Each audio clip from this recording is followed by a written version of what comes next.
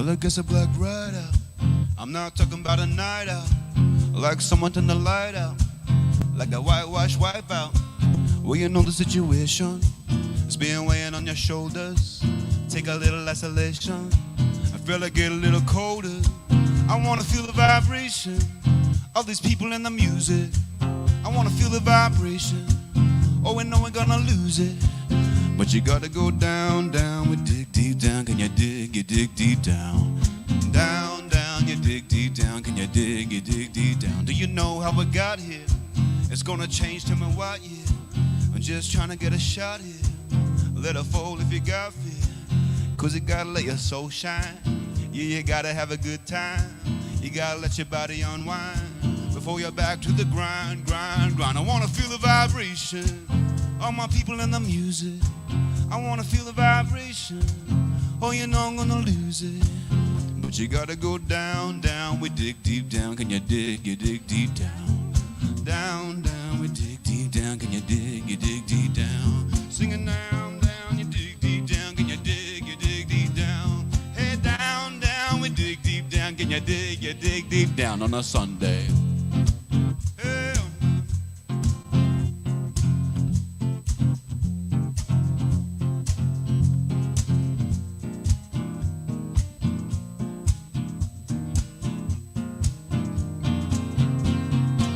Cause you gotta let your soul shine. Yeah, you gotta have a good time.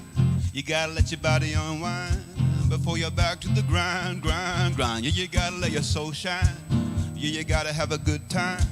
You gotta let your body unwind before you're back to the grind, grind, grind. I wanna feel the vibration, all my people and the music. I wanna feel the vibration, oh, you know I'm gonna lose it. But you gotta go down, down, but dig deep down. Can you dig deep down? Down, down, you dig deep down. Can you dig deep down? Singing down, down, you dig deep down. Can we dig deep down? Hey, down, down, we dig deep down. Can you dig deep down? Hey, no, no, no.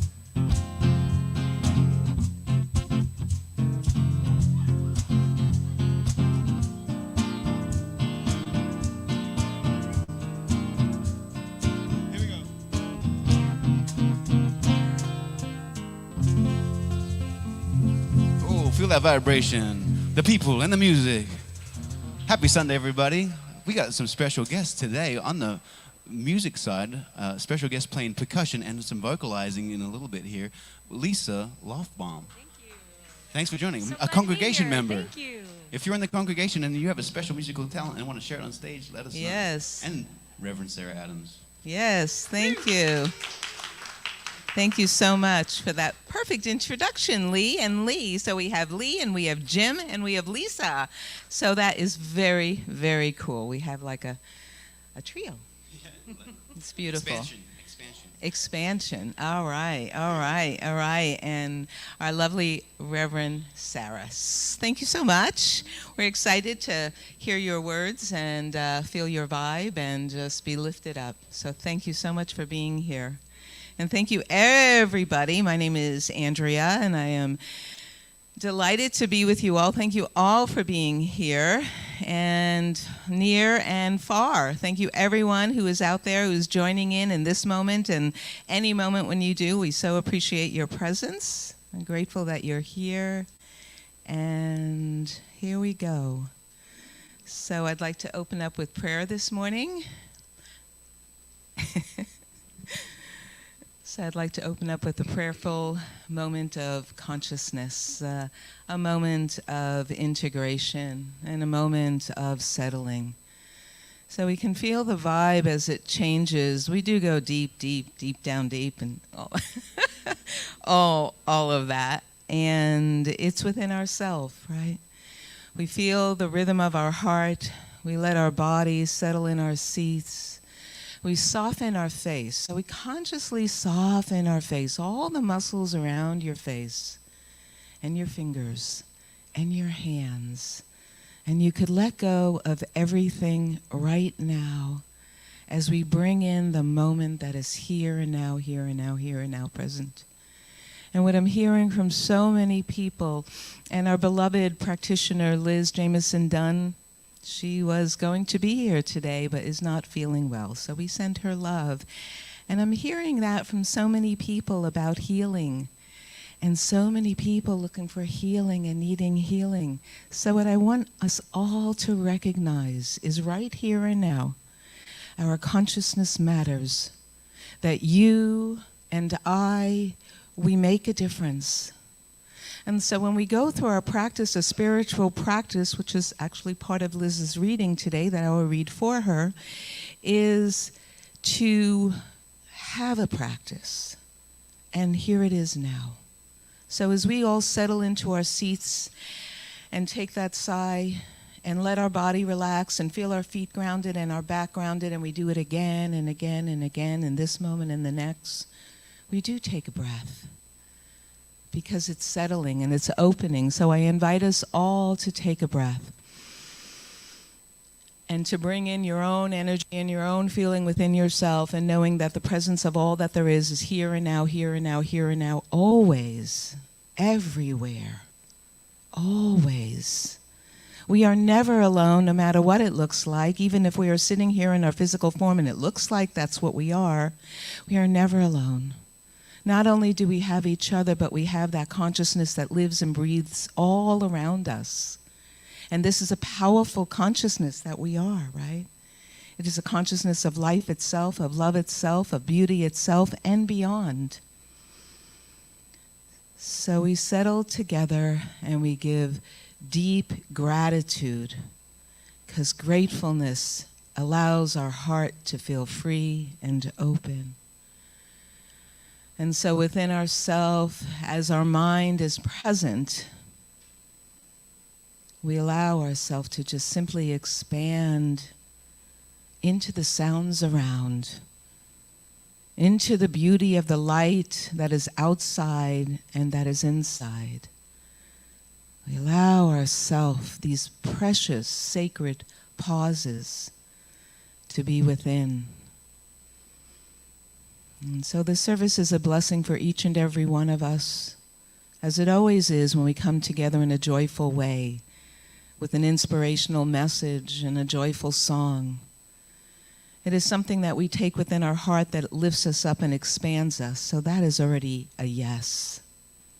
So I am grateful for all that is transpiring here, for all of us who have showed up, and for the blessed and beloved life that we are.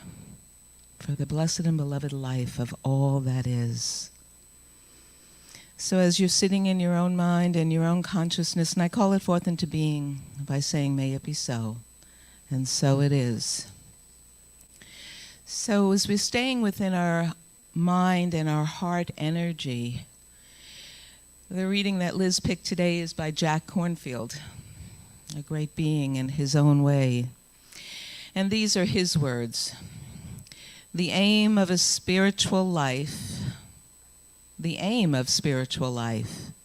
is to awaken a joyful freedom, a benevolent and compassionate heart in spite of everything.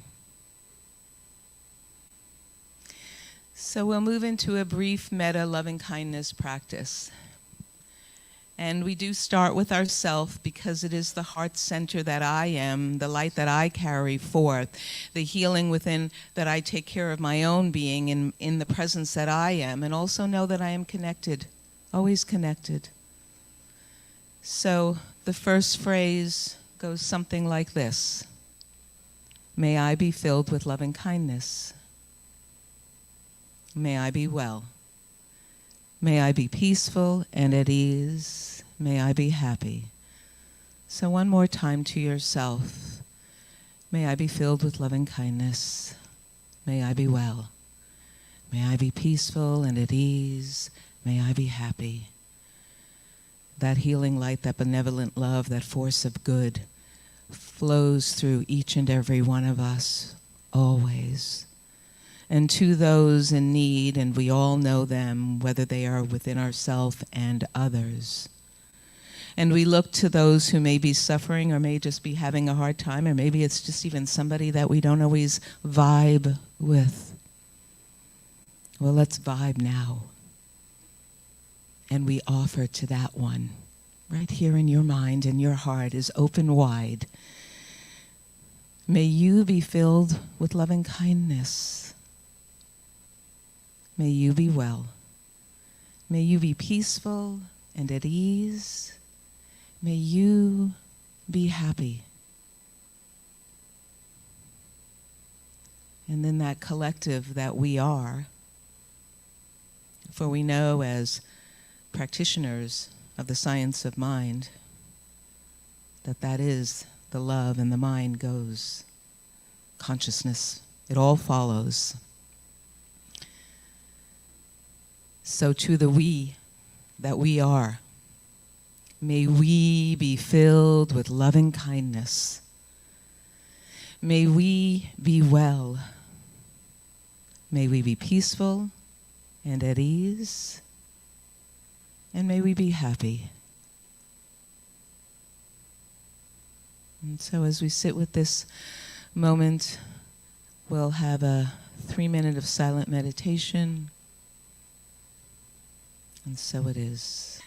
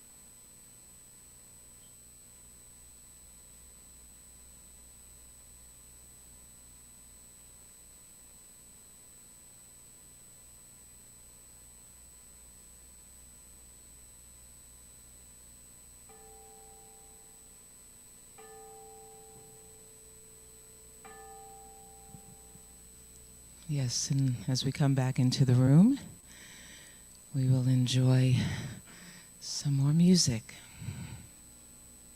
Thank you.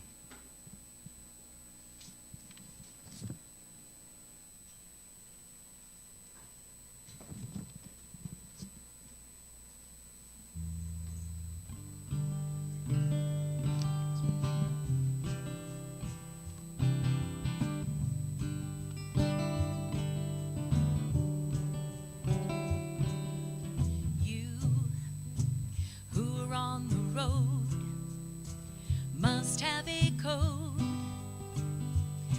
that you can live by, and so become yourself, because the past is just a goodbye.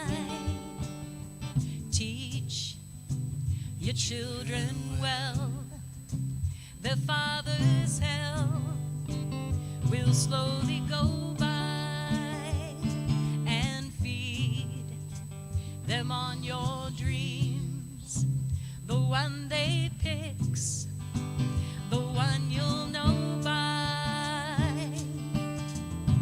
Don't you ever ask them why, if they told you you would cry, so just look at them and sigh, and know they love you. You of tender years can't know the fears that your elders grew by, and so please help them with your youth. They'll see the truth before they can die.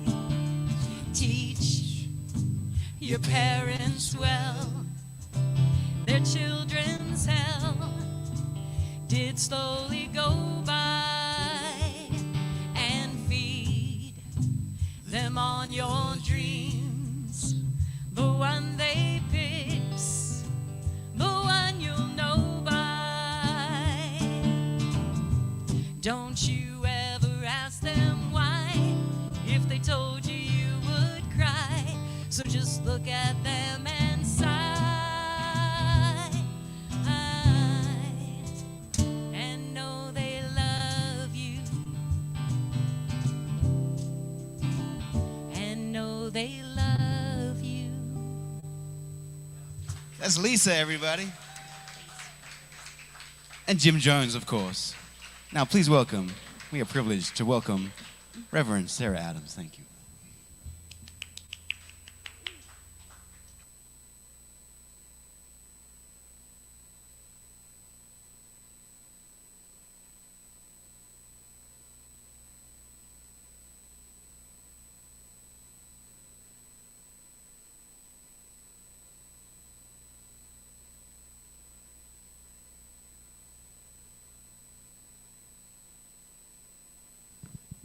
I should have checked this first, right? Good. Well, good morning, everyone. It's so wonderful to be here. And it's just lovely to be here on a Sunday morning and be in that place of connection and love and intentionality, being with people who are consciously walking a spiritual path, wanting to heal and transform and know good things for yourself and for each other. So, well, thank you for your welcome. It's good to be here. So I think this month the theme is freedom, and what a wonderful place to be, you know, at the height of summer when there's the brightest light and we have the most energy to really shine on all the things that we can be free from. And I think that letting go really is a pivotal practice towards a path of spiritual liberation. Letting go of whatever we've been carrying that we don't really need to carry, whatever we've been holding on to that we don't really need to hold on to, whatever judgment or shame or belief that's been limiting that we can set down. It feels so good. I remember a professor I used to have in ministerial school who would say, he was from, I think, Bangladesh, or so in his words, he'd say, "You can set your luggage down. You're already on the train." I'd be like, "Oh yeah, like just put the bags down. You're already on the train. Like you already belong. It's okay. You know, however you are, however your unique suchness is showing up in the world, you're here. It's okay." And what a feeling that is. So I invite you to think about a time when you've been able to let something go and remember what that felt like, when you could set something down or let something go that you've been holding on to. So let's just take a deep breath of that. Just really let go of that. So that's what I invite us into today from this experience of letting go. So what is letting go? It's a path of, I've been reading this book called Letting Go by David Hawkins, and because it just so happens that Universal Spirit Center, my home center, is also studying freedom this month and doing a process. So we're looking at letting go, and really what it is a process of being present to and accepting what is, bringing whatever comes up for us, whatever arises, whatever fears or emotions or reactions, and really being present to that with a compassionate spirit, a compassionate witness place. If some of you have read The Presence Process from Michael Brown, it's a similar thing. You find it in a lot of Eastern traditions and in Buddhist practices. So it's just about being present to that. So whatever emotion arises, whatever fear or whatever comes up, it's like we just get to notice it and allow it to be without doing anything about it or acting on it, just allowing it and noticing it. And the more we allow that to come up and to come up, the more it can dissipate. So it's about really letting go in a way of accepting all that we are, all the humanness that we're in the moment, and all of our divinity. And David Hawkins says that when we accept the shadow side, it really allows us to dissipate. So whatever comes up for us, whatever we feel gripped by, because I feel like that's like the antithesis to freedom, is when I feel gripped by something, when I'm caught in a reaction, when I'm caught in a judgment, or I'm feeling judged by somebody else. That does not feel like freedom. I don't know about you, but yeah, so if I can, but I really, and what we know in Science of Mind is that our thoughts we're consciousness, and we have the ability to direct that consciousness. So that's where the freedom lies.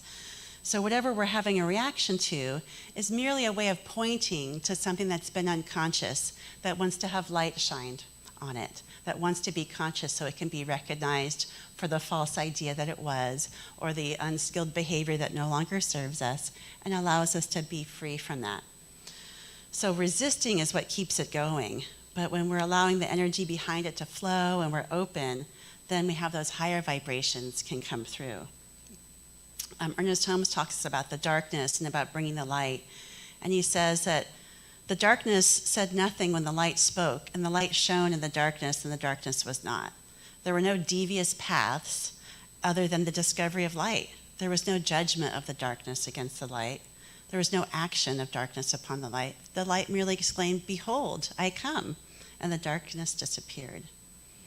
So really, it's just like turning on that light. It's allowing our presence to be there. Like I said, with compassion, I think the key is that to being present to something is not only being present to it, but having a compassionate space about it, giving ourselves space and grace. Because the minute we judge ourselves for judging ourselves is the minute we're stuck back in the chains of entrancement and unconsciousness. So it's really about letting those things come and go with that light of awareness. And the more we practice that, the more we allow things to come and go, the more we realize that we're the one who's watching, we're the one who's observing things come and go.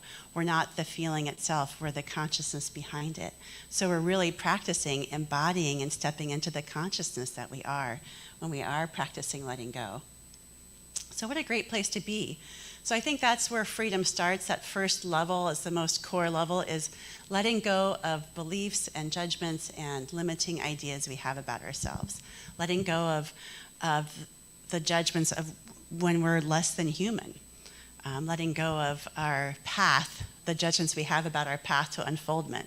I love the song that you sang, about there's a process of life unfolding from youth into older years, and there's some wisdom along the way that had to come from mistakes and mistaken paths that were taken that needed to be, turned around. So anyway, it starts with ourselves and having compassionate grace and space for ourselves. So, and being present to what's underneath it. So recently I was camping in the Eastern Sierras, and I was camping with my kids who are 20-something with their friends, and I was also camping with lifelong friends of mine, and we had this whole big group. And so one day we were hiking, and this is at 8,000 or 9,000 feet, and so there's some elevation involved, and so we were hiking up these steep mountain climbs, and it was just gorgeous, these gorgeous views. It was bright sun, but it was also hot, and it was also steep, and I was a 50-something trying to keep up with a 20-something. So we got back to the campsite, and everybody was hustling and doing their thing, and I walked back in, and I was immediately hit with all these different demands. So like a friend of mine wanted something to be fixed, and she was kind of, irritated, and I was like, okay. And then my son, like a friend, needed something health-wise and needed something out of my pack. And then my daughter's trying to help make dinner, but wanted all these decisions made. And I did not have anything on board to respond appropriately. I had a little meltdown, maybe a tantrum. I was less than my spiritual self. And when you're in a reaction and you're having something happen and you're not seeing it, so I was not present to what was happening. But then someone trying to tell me what was happening and tell me what I needed to do, that did not help. I don't know if that's true for you, but when you're in a space, someone trying to tell you and bring their awareness to yours, it's not helpful. So at some point I was able to be present to this is not working for me, and I am definitely not in a good space. And because we had been doing this practice I've been trying to practice being present, I gave myself a timeout and went to my tent and chilled out for a little bit, and then just did this practice of being present. So what could I be present to? I was irritated and upset. I was probably hungry. I probably did not eat enough and was dehydrated or whatever.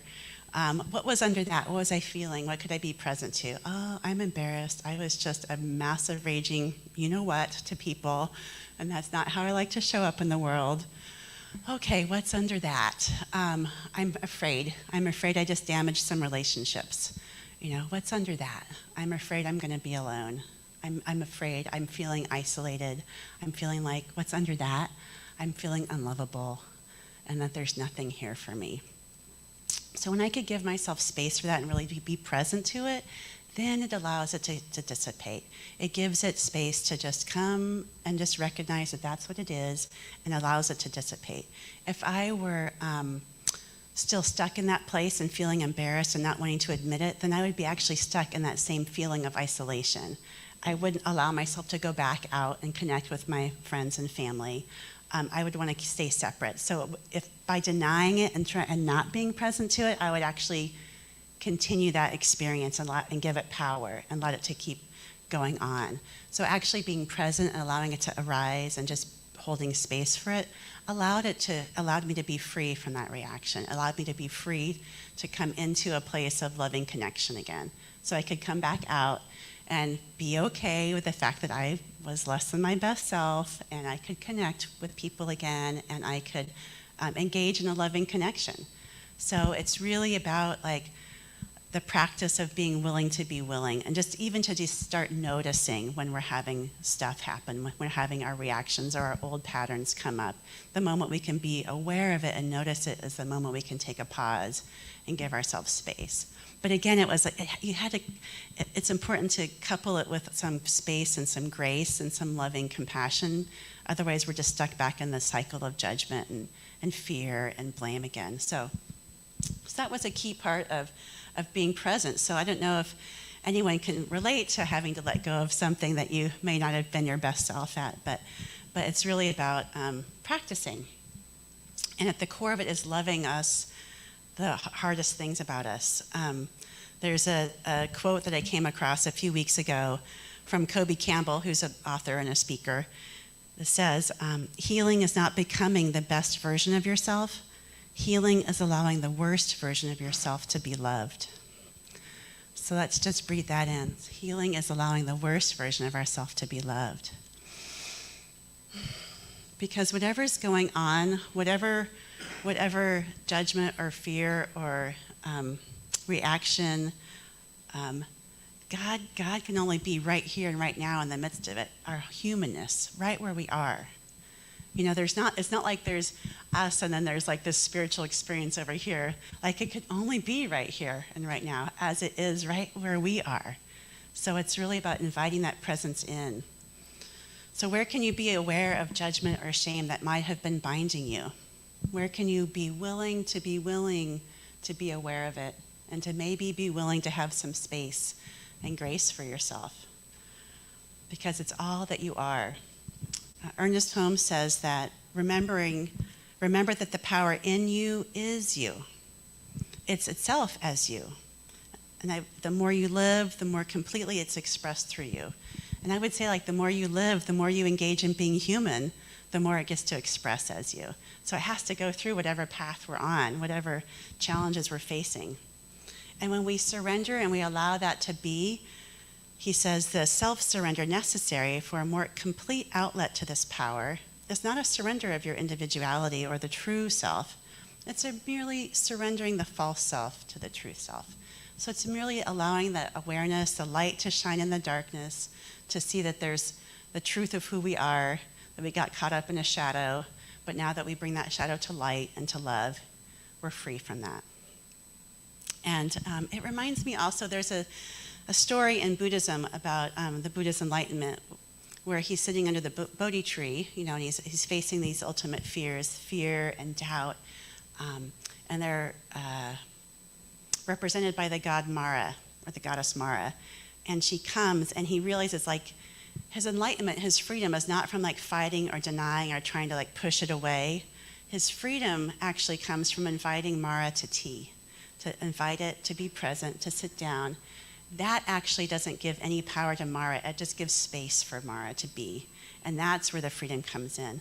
The actual, when we hear that what you resist persists, that's what gives it power. When we're focusing on the brokenness, we're focusing on what's wrong, that's what's feeding it power and allowing it to persist. When we just have space and just invite it to tea and do our best to be gracious and spacious with it, that's when it allows it just to be and to dissipate. So that's the core part of letting go into freedom, is really letting go of whatever we have that binds ourselves, whatever old judgments or fears or stories or patterns that have been keeping us stuck. When we are willing to give space in yourself and grace and just be this splendid authenticity that you are. And I would say the next level of freedom is when we're allowing ourselves to have that splendid authenticity and the humanness that we are, then we allow that for someone else. So not only do we let go of thoughts and old beliefs and false ideas about ourselves, we then practice letting go of false ideas and thoughts about someone else or their path or their path towards freedom. I think about this and, like, the freedom of letting someone be who they are, to be just where they are on their path too. I think about friends or even, like, partners. I can think about previous relationships where maybe I did something that someone really got triggered by, and I wanted to explain to them that wasn't really the truth. Like, I was there, I saw it, that wasn't really what happened. But of course, they're in their moment, they're in their reaction, they had their truth, and it was hard. And I realized that they needed to have the dignity and the space and the freedom to unfold and to learn and to grow as only they could through that experience. So really that level of freedom, I could trust that I was loved and sourced by love, and that they were loved and sourced by love, and that the freedom came in just allowing that to be and beholding that, rather than focusing again on what was wrong with them and how to fix it. Because I remember, like, I don't react well when someone tries to fix me and thinks that they know the truth, right? So if I give someone else the freedom to just have that space, that actually allows them to step into their healing and their path the only way it can. So I think about that in terms of how we can allow space for others to grow and to be and unfold as only they can. And I don't want to just as I didn't want to direct my attention and my consciousness on my brokenness, I'm not going to do that. I'm not going to focus my attention on someone else's brokenness. I want to hold a space of freedom and transformation for them too. So this last week I saw the movie Barbie. Has anyone seen it? Yes, okay. I don't want to spoil the whole thing, but something that struck me about, like, letting people be was that there's these two kind of worlds, and one world, I guess the Barbies are dominant, and the Kens are kind of insignificant, and in the other world, men are significant and women are not, it was interesting to realize that, like, the freedom came. It's not like you can, like, one was better than the other, that like neither way works to dominate or oppress or to deny or marginalize the humanity of the other. I really like the true freedom came when each was allowed to be their authentic selves and given space to be who they are. And I think about that, and I think about how in our world, I can get into opinions and thoughts about the other side, or sometimes in the political sphere, sometimes in that where I can feel like I for sure know the way that life should be and society should be. And if I'm doing that in a way that's like judging or denying the humanity of the other, then there's no way to have that be true freedom. Because if we believe that we're all one, then we can't. The truth about freedom is it can't be that it denies somebody else their own path, their own freedom. So I know that there has to be something that opens up for everyone, and it's not that it's easy or simple, but I think that's the vision to hold for freedom for all of us. I can think about, I think most of you know I'm a school principal, and I can think about having a conversation, and I don't know if I told this story before, but sometimes there are parents who have drastically different views than I do about life and things. And I can remember this parent coming in and had some very strong opinions about the LGBTQ community and how that came to be and who they were. Some ideas that were pretty offensive to me personally. But I could also know that this person was a human, she's a mom, cares about her kids, and she's also a complex person. She's not just this one belief. And so as she's sitting before me and explaining these things, I just, I didn't always argue. Sometimes I presented a different perspective and said, this is not my experience, here's what I do know. But I had to give her space and just allow her to be who she was and listen. And out of that space, I got to hear more about her story and come to see how she came to those beliefs, even though it was kind of probably skewed and there was some trauma involved that changed the direction for her of how she got to be who she is. At the end of it, she just said, she could accept that there wasn't going to be anything I was going to do to change how we held space for LGBTQ youth in our classrooms. But she felt heard.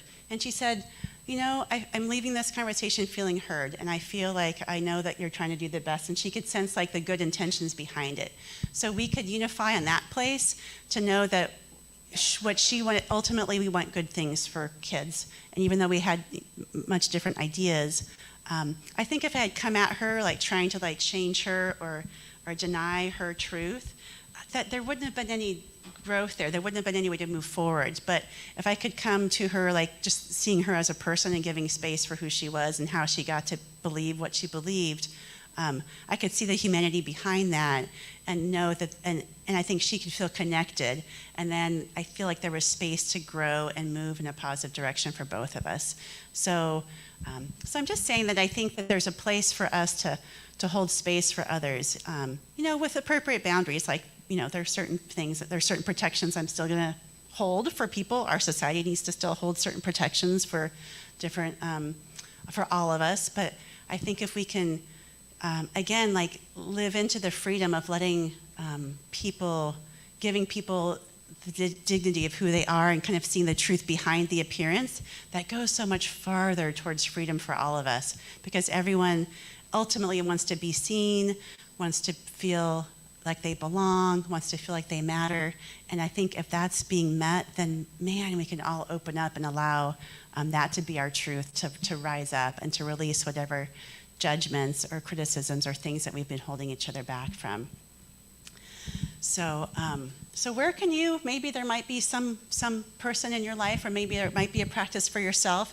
So I want you to just think about where is there a moment where you can bring awareness to, whether it's for yourself or for another, kind of like what we did with Andrea leading us in the metta prayer. Let's hold that. So I'll take a moment to do that, and then I'll end us with a quote. So let's go ahead and close your eyes, or just have a soft gaze and just try to breathe into the space of loving compassion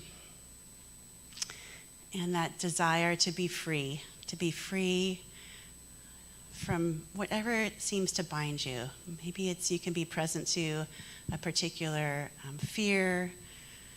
Maybe it's a criticism. Maybe it's a feeling of unworthiness. Where can you be present to that and just observe it? And just embody or a compassionate witness. You're the consciousness that's observing it and allowing it to be. Maybe you can explore what fear might be there underneath what's happening. Or maybe what's a fear under that? Is there something deeper under that? Maybe a fear of not being enough, not being loved or worthy of love. And just try to be with that, hold a space of compassion as you observe it. And just breathe and allow it to pass. Staying anchored in the place of consciousness that you are. That you have the capacity to observe. You have the capacity for love. You have the capacity to hold space, to just have a compassionate observation of what it is to be human on this path. And so with the final breath, let's just breathe into that loving, compassionate place that you are. Bring back the sense of the metta prayer, that fervent intention that may you be happy, may you be well, may you be whole, may you awaken to the truth of your nature. And so I bring that out, I surrender it. I give thanks to know this together. And so it is. All right. Well, thank you. Appreciate that.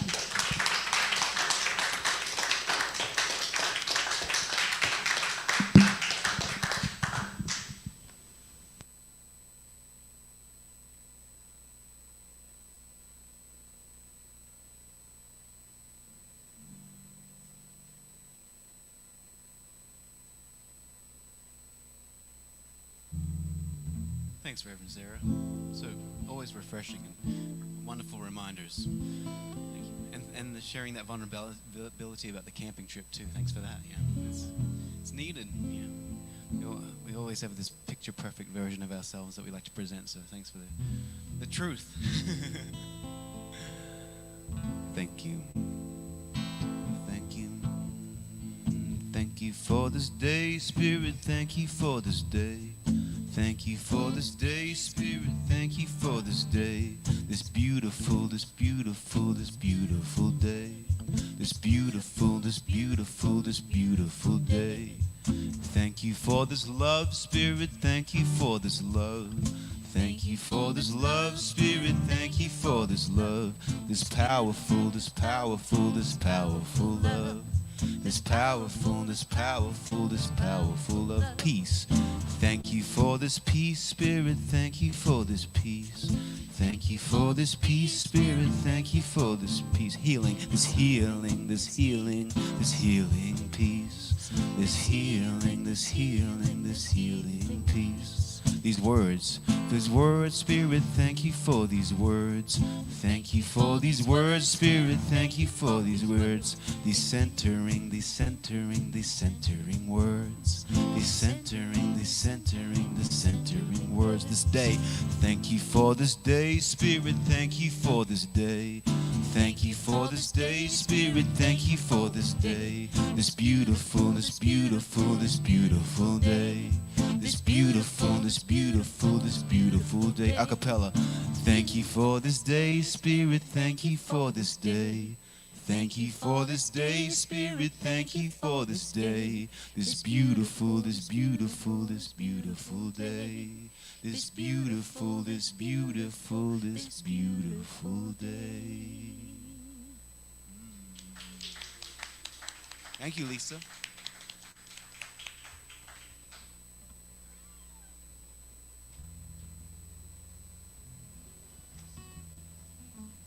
Thank you. Thank you. Thank you. Perfect. The thank yous and the thank you song and the thank you to everybody and the thank you to Rev Sarah. I mean, my gosh, a principal.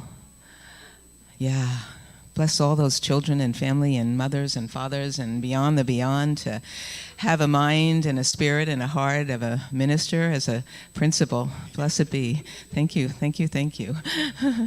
So what a beautiful message, truly, truly lifted my heart and opened up so many little things inside and gave me an opportunity to love and to forgive. And so as we consciously give now, as this is our time of conscious giving, whether you're here in the sanctuary or you're out there in the virtual world, there are many ways to give, and many of us do it online because it's easy and it's effortless, and we know that it comes through. And of course, when we're here and we hold that gift to our heart, because truly I am and we are grateful. We are grateful to have each other, we are grateful to have this center, and we are grateful for the divine and amazing teachings that we come to experience. And so I truly am feeling that, as I know we are and you are, and for all that you give and all that you do, we at Hilltop and beyond are so grateful. Thank you.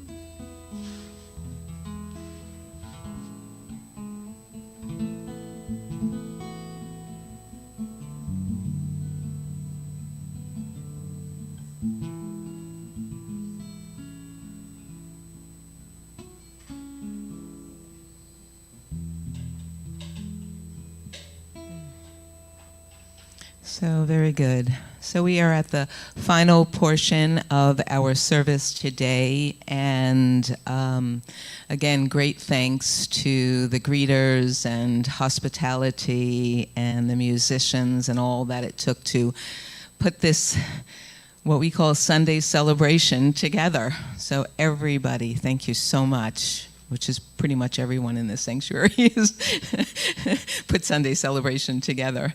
And as far as the announcements go, I want to thank Jim Jones. Every Sunday, 9 o'clock, he probably gets here at 8:30 for well-being and the Tao.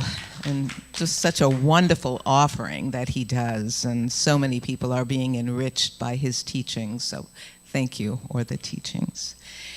And what else do we have? Charla has her last class today, so if you are a part on being an empath, or even if you're not, and you just want to go, like, I never got a chance to listen in, Charla, what do you got for me? You certainly can join today at about 12:15 or so. And I think that's what we got. We'll do a little prayer in the Emerson room. I'm happy to facilitate that. Of course, we have our lovelies from the gift shop, so it's there happening. And would you like to pray us out and give us a benediction? Okay, all right. Okay, so let's center in one more time, feeling and sensing that infinite, that loving consciousness that is behind all things, that is the compassionate eyes that we're seeing with, that we're seeing at, that we're seeing to. Just feeling into that loving presence, knowing that that is all good, that that is always in operation wherever we go and whatever we encounter and whoever we encounter with. I just know that there's a loving good that's unfolding right in the very midst of every moment. So I know that we leave with this, that it guides us and directs us and supports us on our way for the rest of the day and the rest of our week.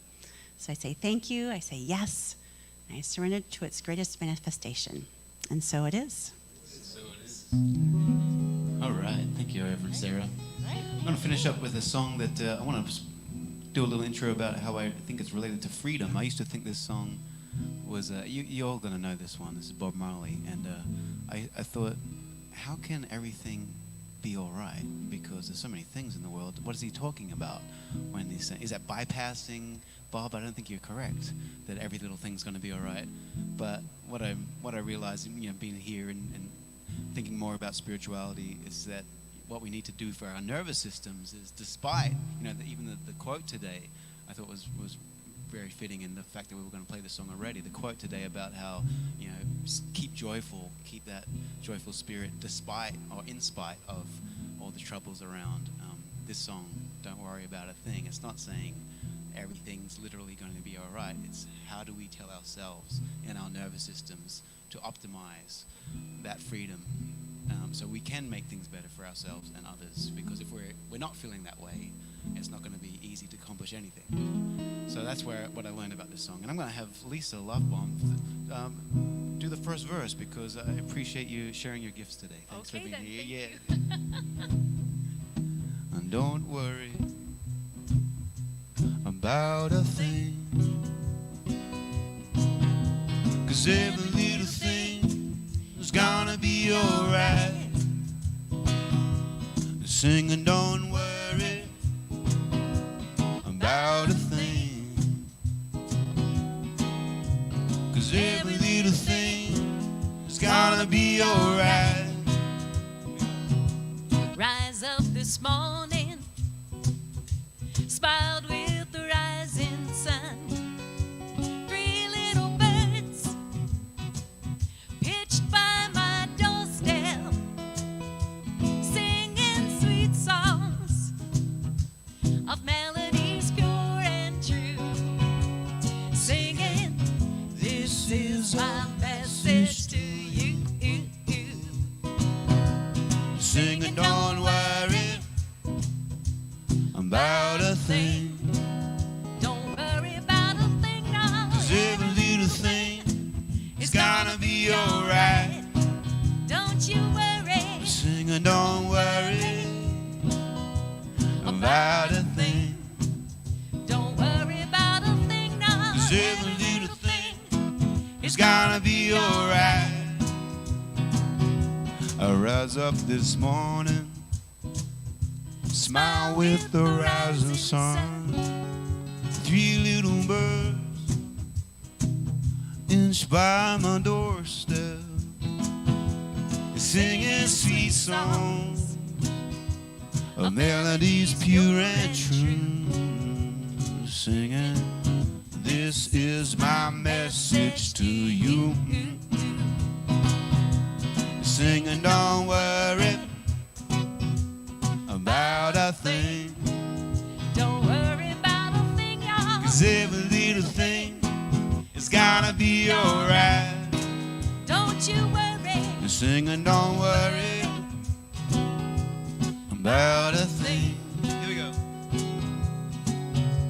'Cause every little thing is gonna be alright. Thank you, Lisa. Thank you. Thank you, Jim Jones. Thanks, Lee. Reverend Sarah. Andrea, always.